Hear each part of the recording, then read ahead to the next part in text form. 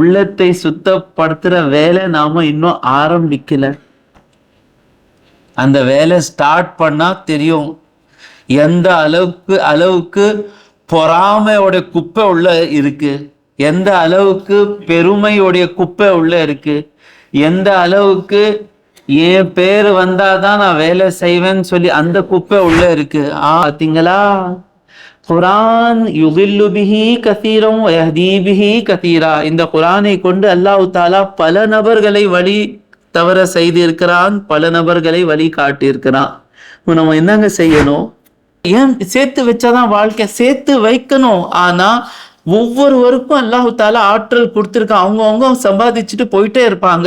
நமக்கு கண்ணுக்கு முன்னால பசியோட இருக்கிறவங்களை விட்டுட்டு நாம சேர்த்து வைக்க கூடாது. கண்ணியம் நிறைந்த அல்லாஹ்வின் நல்லடியார்களே, இன்று நாம் 9வது சூரத்து தௌபாவில் இருந்த மீதி பாகத்தை முடித்து 10வது சூரா யூனுஸ் முழுமையாக ஓதி முடித்தோம். பிறகு 11வது சூரா ஹூத் ஆரம்பித்துள்ளோம்.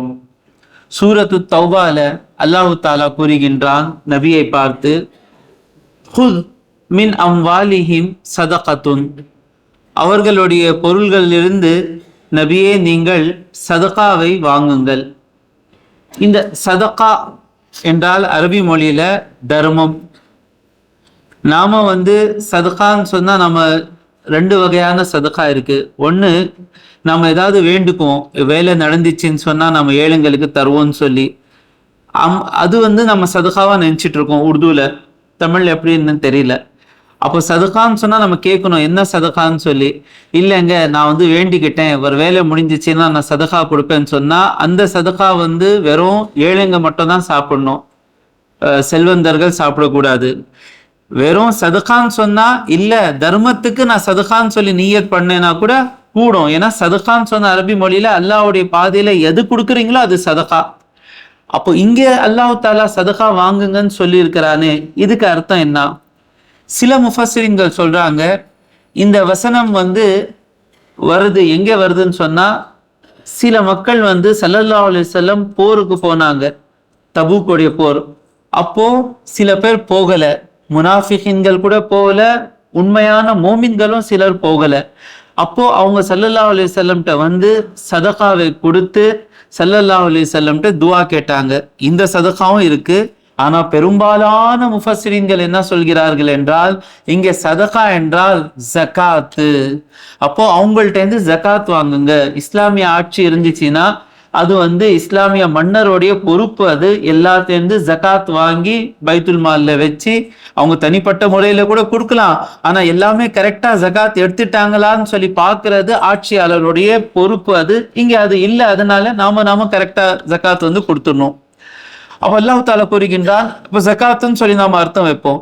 ஹுத் மின் அம்வாலிஹிம் சதகத்தன். நபியே அவங்கள்ட்ட நீங்க ஜகாத்தை வாங்குங்கள். நபிக்காக இல்ல, நபியோடைய குடும்பத்திற்கே ஹராம் சொன்னா நபிக்கு ஜகாத்தா? நபி வாங்கி முஸ்லிம்கள் மீது செலவு பண்ணுவார். ஒத்துத்தஹிருஹும் பிஹா. இது வாங்கி நீங்க அவர்களுக்கு சுத்தம் படுத்துவீர்கள். ஒத்துஸக்கீஹிம் பிஹா. அவர்களுடைய உள்ளங்களையும் நீங்கள் சுத்தம் படுத்துவீர்கள்.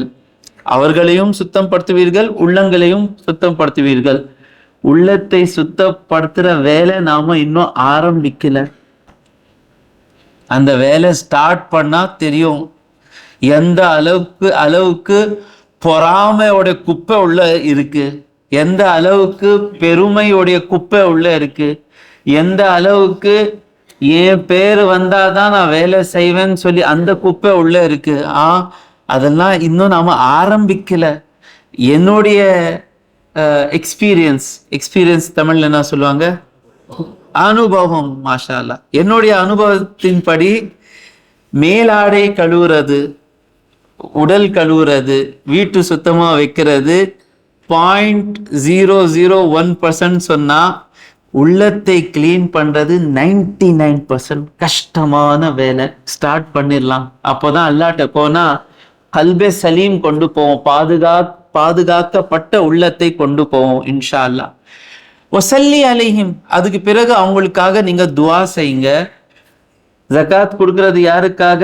அல்லாஹ்வுக்காக தானே. ஆனா நீங்க துவா செய்யுங்க நபியே, இன்ன ஸலாத்தக ஸகனுல் லஹும், உங்களுடைய துவா அவங்களுடைய உள்ளங்களுக்கு நிம்மதி தருது.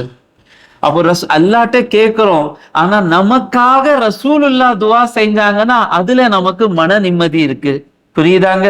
அல்லாஹ் டைரக்டா இருக்கான் இல்ல, கேட்டா கொடுக்க மாட்டானா? உதவுனி அஸ்தஜிப் லக்கும், நீங்க கேளுங்க நான் பதில் சொல்றதுக்கு தயாராக இருக்கிறேன். ஒவ்வொரு துவா அல்லாஹ் கேட்கிறாங்க, ஒவ்வொரு துவா அல்லாஹ் கேட்கிறான். நிறைய கேட்டு அல்லாஹ் கொடுக்கலன்னு சொன்னா சுப செய்தி, சுப செய்தி.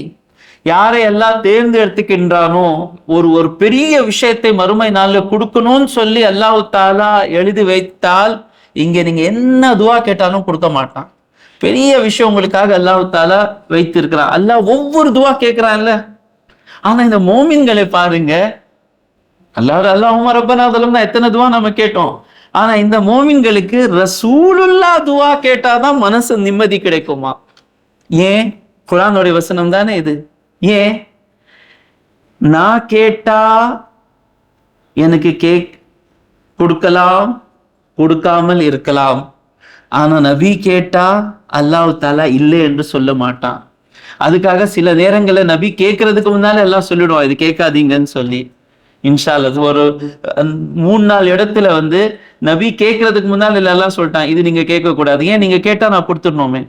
இன்ன ஸலாத்தக ஸகனுல் லஹும் வல்லாஹு ஸமீஉன் அலீம், மேலும் அல்லாஹ் தஆலா கேட்கக்கூடியவன், அறிகின்றவன். அப்போ இந்த வசனப்படி ஜகாத்து கொடுக்கணும். ரசூலுல்லாஹ் ஸல்லல்லாஹு அலைஹி வஸல்லம் உடைய மறைவுக்கு பிறகு, ரசூலுல்லாஹ்வுடைய மௌத்துக்கு பிறகு சொல்லலாம். ஆனா சமீப காலமாக நம்ம சொல்றதில்லை. ஏன்னு சொன்னா ரசூலுல்லாஹ்வுடைய மௌத்தும் நம்முடைய மௌத்து சமம் நினைச்சிட்டு இருக்காங்க. ரசூலுல்லாஹ்வுடைய மௌத்துக்கு நாம மறைவுன்னு சொல்லுவோம். ஒரு வாழ்க்கையிலிருந்து இன்னொரு வாழ்க்கைக்கு ஸல்லல்லாஹு அலைஹி வஸல்லம் சென்று இருக்கிறார்கள். நாம ஓதுற ஒவ்வொரு ஸலவாத்தும் ஸல்லல்லாஹு அலைஹி வஸல்லம் அவர்களுக்கு போய் சேருது. இன்னைக்கும் நமக்கும் ரசூல் ஸல்லல்லாஹு அலைஹி வஸல்லம் இருக்கிற தொடர்பு என்ன? ஸலாமு அலைக்க யா ரசூலல்லாஹ்னு சொன்னா அந்த சலாம் போகுது. ஸல்லல்லாஹு அலைஹி வஸல்லமுடைய மறைவுக்கு பிறகு புதுசா முஸ்லிம் ஆனவர்கள்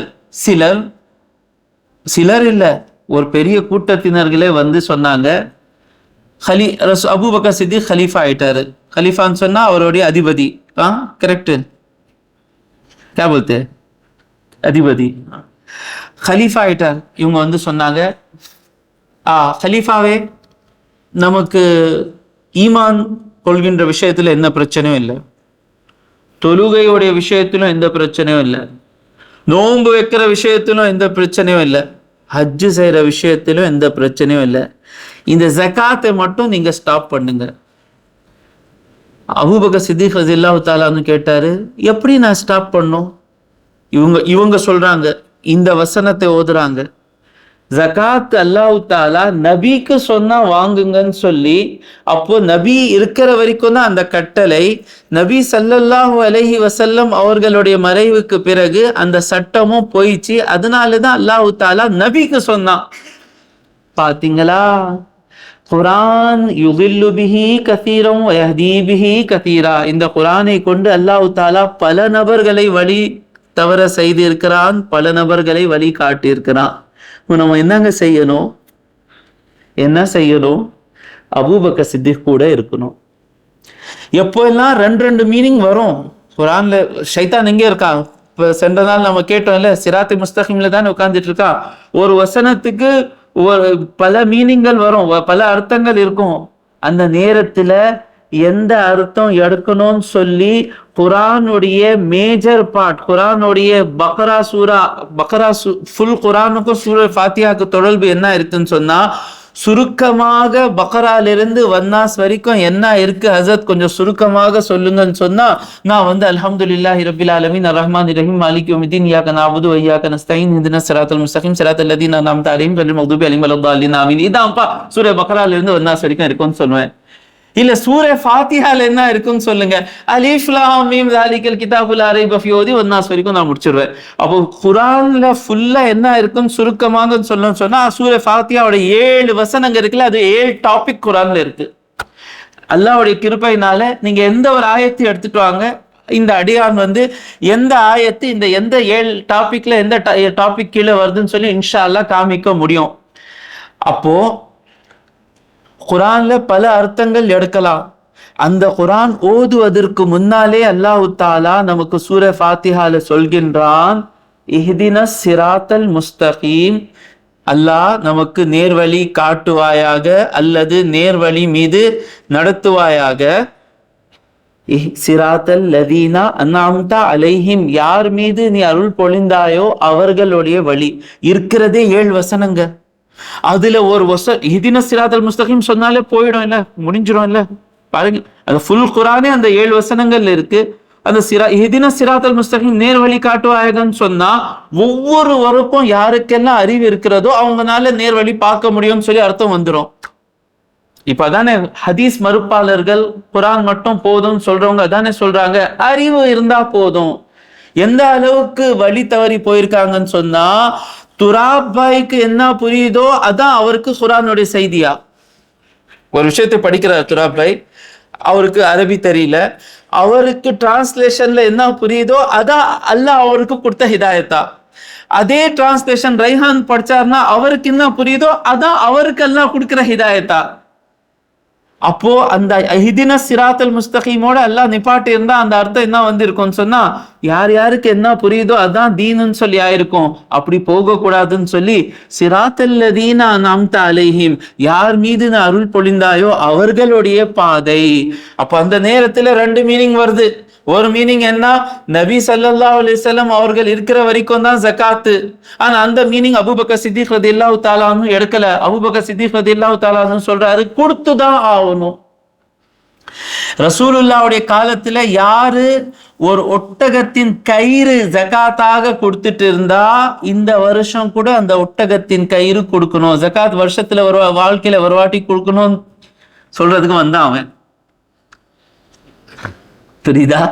அபூபக்கர் சித்திகிட்ட வந்தவன் என்ன சொல்றதுக்கு வந்தான், போன வருஷம் நான் கொடுத்துட்டேன்ல, ரசூலுல்லாஹ்க்கு சட்டம் முடிஞ்சிச்சுன்னு சொன்னான். அவர் சொன்னா, ரசூலுல்லாஹ்வுடைய காலத்துல ஒட்டகத்தின் ஒரு கயிறு நீ ஜகாத்தாக கொடுத்து இருந்தால் இப்போ கூட அந்த கயிறு நீ வந்து ஜகாத்தாக கொடுக்கணும். பிறகு அபூபக்கர் சித்திக் ரலியல்லாஹு தஆலா சொல்றாங்க, யாரெல்லாம் ஜகாத்துக்கும் தொழுகைக்கு மத்தியில வித்தியாசப்படுத்துகின்றார்களோ அவர்களுடன் நான் போர் செய்வேன். தொழுகை ரசூலுல்லாஹ்வுடைய மறைவுக்கு பிறகு தொழுகையுடைய சட்டம் முடிஞ்சிச்சா? இல்ல. நம்புற இல்ல, அப்போ ஜகாத்துடைய சட்டம் கூட தொடர்ந்து இருக்கும். உமர் ரலியல்லாஹு தஆலா வந்து கேட்கிறாரு, ஹலீஃபாவே, அவங்க பெரிய கூட்டம், அது இப்போதான் நாம வந்து புதுசா கையில ஆட்சி வந்திருக்கு, இப்போதான் ரசூலுல்லாஹ்வுடைய மறைவுடைய துக்கம் நாம வந்து ஃபேஸ் பண்ணி இருக்கோம், எப்படி போர் செய்ய முடியும்? தயாராக இல்லை, பெரிய கூட்டம். அபூபக்கர் சொன்னாரு, என்ன உமர், முஸ்லிம் ஆவதுக்கு முன்னாலே தைரியமா இருந்தீங்க, முஸ்லிம் ஆனது பிறகு அந்த தைரியம் போயிச்சா? நான் எல்லாம் விட மாட்டேன், போர் செய்வேன், ஜகாத் கொடுத்துதான் ஆகணும், ஒவ்வொரு வருஷமும் ஜகாத் கொடுத்துதான் ஆகணும். இது அபூபக்கருடைய ரலியல்லாஹு தஆலா அன்ஹுவுடைய பாதை. போர் நடந்தது. அந்த போருக்கு முன்னால் ஒரு இன்னொரு விஷயம், ரசூலுல்லாஹ் ஸல்லல்லாஹு அலைஹி வஸல்லம் கடைசி நாட்களில் ஒரு போருக்கு ஒரு படை தயாரித்தார். இப்ப புதுசா பெரிய பெரிய மூத்த மக்காவாசிங்க முஸ்லிம் ஆயிருக்காங்க. அப்துல்லா அம்ரு பின் ஆஸ் ரலியல்லாஹு தஆலா அன்ஹு, ஹாலித் பின் வலீத் ரலியல்லாஹு தஆலா அன்ஹு, இக்ரிமா பின் அபி ஜஹல் ரலியல்லாஹு தஆலா அன்ஹு, சுஹைல் பின் அம்ர் ரலியல்லாஹு தஆலா அன்ஹு, சஃப்வான் பின் உமையா ரலியல்லாஹு தஆலா அன்ஹு, இவங்க எல்லாம் மக்கா வெற்றிக்கு பிறகு முஸ்லிம் ஆயிருக்காங்க. இப்ப ஸல்லல்லாஹு அலைஹி வஸல்லம் இப்ப பார்க்க விரும்புறாரு, இவங்கெல்லாம் முஸ்லிம் ஆனதுக்கு பிறகு நான் பெரிய குடும்பம், எனக்கு வயசு அதிகம், எனக்கு எக்ஸ்பீரியன்ஸ் அதிகம், நான் அப்படி இருக்கா? இல்ல, அல்லாஹ்வுக்கு முன்னால் எல்லாமே சமம் என்ற ஈமான் வந்து விட்டதா என்பதற்காக இத்தனை தலைவர்களுக்கு மேல் ஒரு வாலிப வயசு 18 வயசு உள்ள உசாமத் இப்னு ஸைதுக்கு பட தளபதியாக நியமிக்கிறார். ஒரு டெஸ்ட் இது. இத்தனை பேர் முஸ்லீமா இருக்காங்க, பெரிய பெரிய தலைவர்கள் இவங்க. ஹாலித் பின் வலீத், சைஃபுல்லாக்கு மேல உசாமத் இப்னு ஸைத் 18 வயதுடைய பட தளபதி. அவரு குறைஷோடைய பெரிய பெரிய குடும்பத்துல சேர்ந்தவர் இல்ல. நான் கேட்டோம்ல, ஸைத் பின் ஹாரிசாவுடைய மகன், குடும்பம் கூட பெரிய குடும்பம் இல்லை, வயசு கூட பெரிய வயசு இல்லை, இல்ம்ல கூட அவர் மற்றவங்களை விட இல்ம்ல கூட அதிகம் இல்லை. வேற என்ன, நிறம் கூட கருப்பு கலர். சில பேர் வெள்ளைன்னு சொன்னாலே அவன் கொடுத்து வச்சவன் பார்த்துக்குவாங்க. வெள்ளைன்னா கருப்பு என்ன, மறுமை நாள்ல கலர் வரணும், 100 வரணும். அதான் கருப்பும் ஒன்னா வெள்ளையும் ஒண்ணுதான். ஆனா எது எல்லாம் மக்கள் முக்கியத்துவம் தருவாங்களோ அது உசாமத் இப்னு ஸைட் இல்ல. உசாமத் இப்னு ஸைட் கலரும் இல்ல, உசாமத் இப்னு ஸைட்ல பொருளும் இல்ல, பதவியும் இல்ல, குடும்பமும் இல்ல, எதுவுமே இல்ல. அவருக்கு ஸல்லல்லாஹு அலைஹி வஸல்லம் அனுப்பணும்னு சொல்லி கொடி கட்டி இருந்தாங்க. அதுக்குள்ள ஸல்லல்லாஹு அலைஹி வஸல்லமுடைய உடம்புக்கு இதாகி வஃபாத் ஆயிட்டாங்க.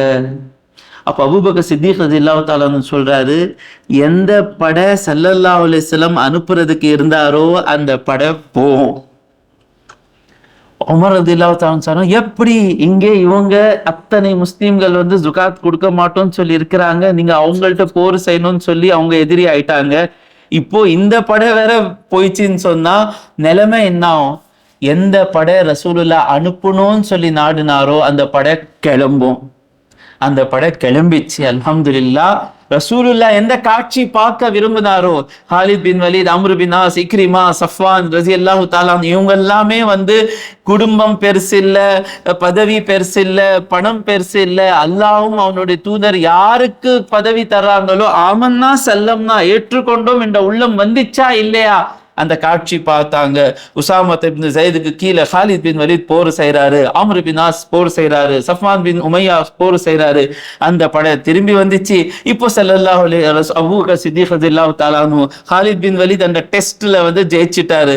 தளபதி இருந்தாலும் சரி, வெறும் கால்நடை இருந்தா நடந்து போர் செய்தாலும் சரி, ஹாலித் பின் வலீத் அல்லாஹ்வுக்காக போர் செய்யறதுக்கு தயாராயிட்டாரு. அப்போ அபூபக்கர் சித்திக் அவரை படை தளபதியாக அனுப்புறாரு. அந்த ஜகாத் மறுத்தவர் எல்லாத்துக்கும் தோக்கடிச்சிட்டு பல நபர்கள் தௌபா செய்து திரும்பி மார்க்கத்துல வந்துட்டாங்க. அப்போ இந்த ஜகாத்துல மட்டும் ஏங்க இவங்களுக்கு பிரச்சனை வந்துச்சு? எனக்கு பார்த்தா நோன்பு கஷ்டம் ஜகாத்தை விட. நோன்பு வைக்கணும், ஆனா நோன்பு எல்லாம் முடிஞ்சது, ஜகாத்துல ஏன் பிரச்சனை வருது? இப்ப கூட தானே வந்துட்டு இருக்கு. வருஷம் நோன்பு வைக்க வேணாம், வருஷத்துல ஒரு வாட்டி நோன்பு வச்சா போதும் யாராவது சொல்றாங்களா? வருஷத்துல ஒரு வாட்டி ஃபஜர் தொழுதா போதும் சொல்லல. வருஷத்துல ஒரு வாட்டி வாழ்க்கையில ஒரு வாட்டி நோன்பு வச்சா போதும் யாருமே சொல்லல. வாழ்க்கையில ஒரு வாட்டி அந்த தலைப்புல நான் வரல. ஆனா இப்ப கூட பாருங்க, வாழ்க்கையில ஒரு வாட்டி நோன்பு வச்சா போதும்னு சொல்லல, வாழ்க்கையில ஒரு வாட்டி ஜகாத் கொடுத்தா போதும்னு சொல்றாங்க. அது எதுக்கு சொல்றாங்க அதெல்லாம் வேற டாபிக். ஏன் ஜகாத் சொன்னா பிரச்சனை வருது? அங்க ஆயத்துல என்ன இருக்கு? அவங்கள்ட்ட இருந்து பொருள்களை வாங்கி அவங்களுடைய உள்ளங்களை நீங்க சுத்தம் செய்யுங்கன்னு சொன்னா, பணம் இருந்தால்தான் வாழ்க்கை சொல்லி இருக்கிற சிந்தனை உள்ளத்தை அசுத்தமாக்குகிறது. ஒவ்வொரு வருஷமும் அல்ஹம்துலில்லாஹ் ஜகாத் கொடுக்கிற நேரத்துல அந்த அசுத்தம் நமக்கு தெரியுது. கொடுக்கணுமா, 1 லட்சம் கொடுக்கணுமா, ஆனா அந்த கணக்கு எடுத்த உடனே அந்த அசுத்தம் போய் அதுக்கு மேல ஒவ்வொரு டைம் தெரிஞ்ச அளவுக்கு எவர் 70,000 தருணமான்னு சொல்லி கேட்டவர் கணக்கு போட்ட உடனே அந்த அசுத்தம் போயிடுச்சு. 70க்கு பதிலா 90,000 கொடுத்துட்டு வருவாங்க. யாருமே அந்த 70ல நிக்க மாட்டாங்க. ஹசரத் கொடுக்கலாம் ஹசரத், ஏன்பா அப்போ சொல்லிட்டு இருந்த கொடுக்கணும்னா அந்த அசுத்தம் இருந்துச்சு உள்ளத்துல. அந்த கால்குலேஷன் பண்ண உடனே அந்த அசுத்தம் போய் இப்போ செலவு செய்யறது லேசாகி விட்டது. இஸ்லாமுடைய அமைப்பு என்னவென்றால் அழகான அமைப்பு. நான் எப்பவுமே சொல்லுவேன், ஒவ்வொரு நாளுக்கு அல்லாஹ் படைத்த அனைத்து படைப்புகளுக்காக அல்லாஹ் தஆலா உணவை இறக்குகின்றான். இந்த மனிதன் மட்டும்தான் பைத்தியம். காக்கா, நாய், எலி, சிங்கம் யாருமே பேர புள்ளைக்காக சேர்த்து வைக்கிறது இல்லை. சிங்கமுடைய பர்சனாலிட்டி என்ன பர்சனாலிட்டி? சிங்கம் இருக்கும், சிங்கம் பயப்படாது. இப்போ இருக்குன்னா நாளைக்கு எனக்கு பசிச்சா அந்த நேரத்துல எதுவுமே ஆடு மாடு முன்னால வரலன்னா என் நிலைமை என்ன ஆகும்னு சொல்லல. சிங்கம் எல்லாம் மேலே தைரியமா நம்பிக்கையா உட்காருவான். பசி வந்துச்சா போவான். சோம்பேறித்தனமா போனோமா, அங்க 20 மாடு இருக்கே எருமை மாடு அடிச்சிச்சின்னா என்ன பண்ணுவேன், மாமனார்கிட்ட போய் அவர் வீட்டில் போய் இருந்துருன்னு சொல்லலாம். சிங்கம் சிங்கம் சிங்கமா இருங்க, சிங்கம் பசிச்சின்னு சொன்னா போனோம். அதுலயும் புலிக்கும் சிங்கத்துக்கும் ஒரு வித்தியாசம் இருக்கு. புலி தான் போய் சாப்பிட்டுட்டு வந்துடுவான், சிங்கம் அப்படி இல்லை. போனா சிங்கத்துக்கு கூட ஒரு குடும்பமே இருக்கும், போய் ஃபுல் குடும்பத்துக்காக எடுத்துட்டு வருவான். எடுத்ததுக்கு பிறகு சாப்பிட்டதுக்கு பிறகு சேர்த்து வைக்க மாட்டான், அடுத்த நாள் தைரியமா இருப்பான்.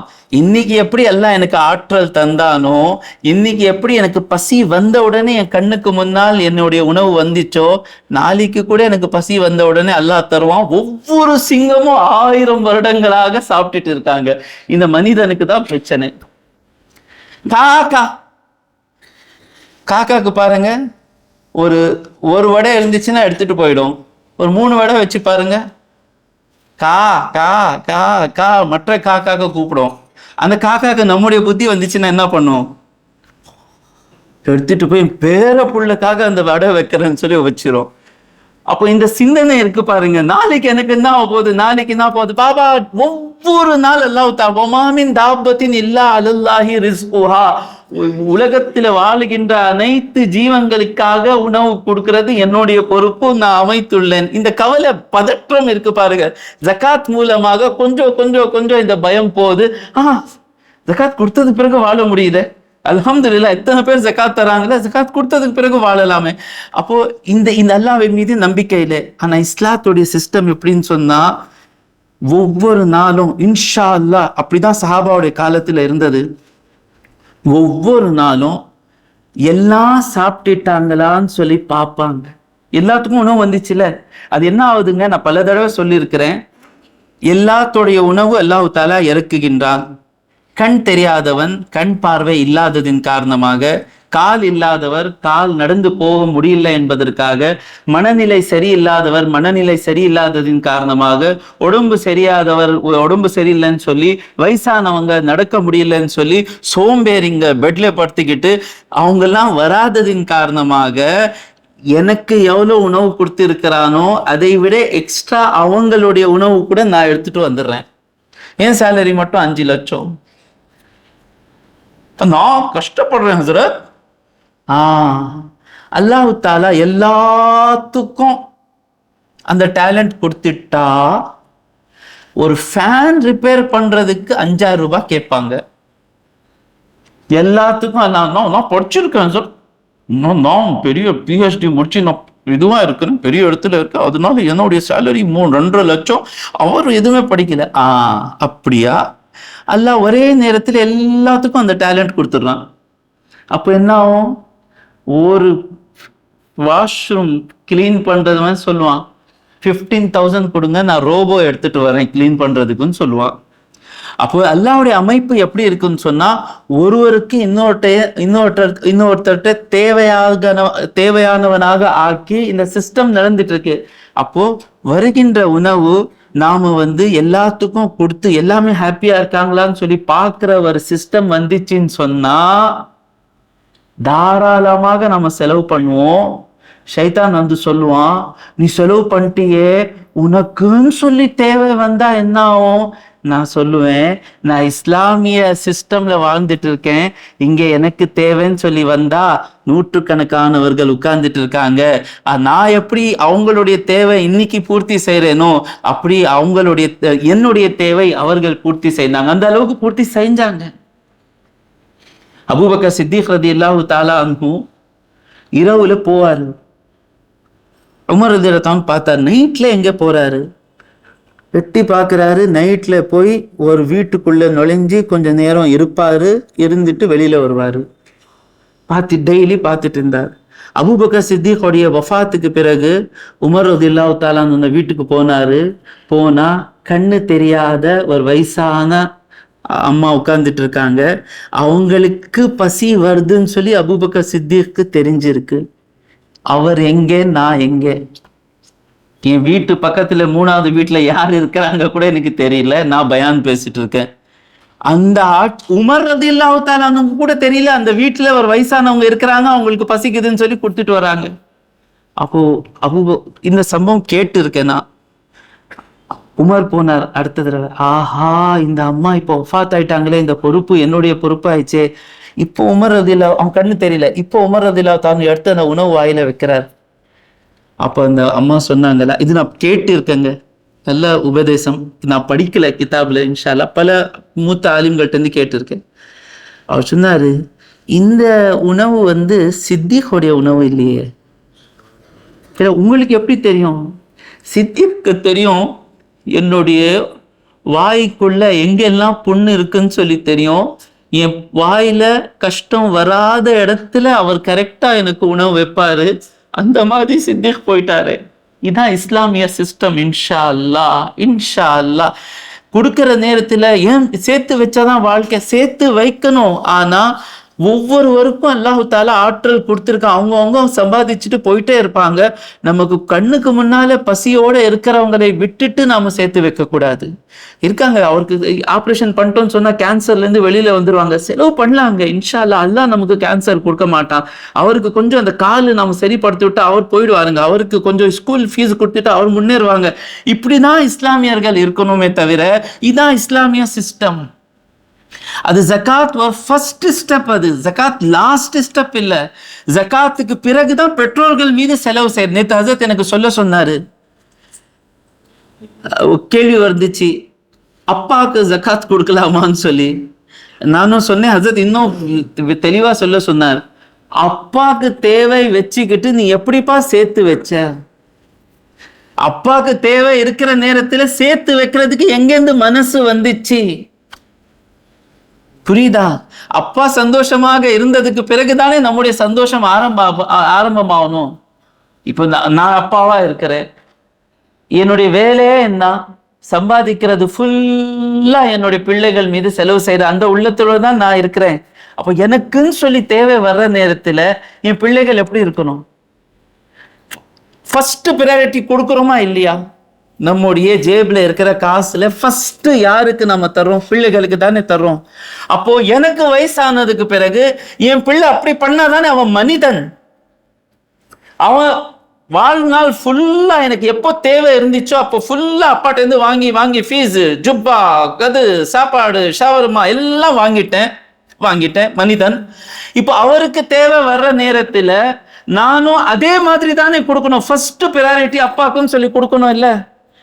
நான் சொல்றேங்க, என் வாழ்க்கையில நான் பார்த்திருக்க பல நபர்கள், யாரெல்லாம் என்னுடைய பொருள்களில் முதல் உரிமை என்னுடைய பெற்றோர்களுடைய உரிமைன்னு சொல்லி இருந்தார்களோ அவங்க வாழ்நாள் முழுவதும் செல்வந்தராக வாழ்ந்து கொண்டே இருக்கிறார்கள். எது நாம் கேட்டோமோ அதன் மீது வல்ல ரஹ்மான் அமல் செய்வதற்கு தௌஃபீக் கொடுப்பானாக. வாஹிரு தாவானா அல்ஹம்துலில்லாஹி ரப்பில் ஆலமீன்.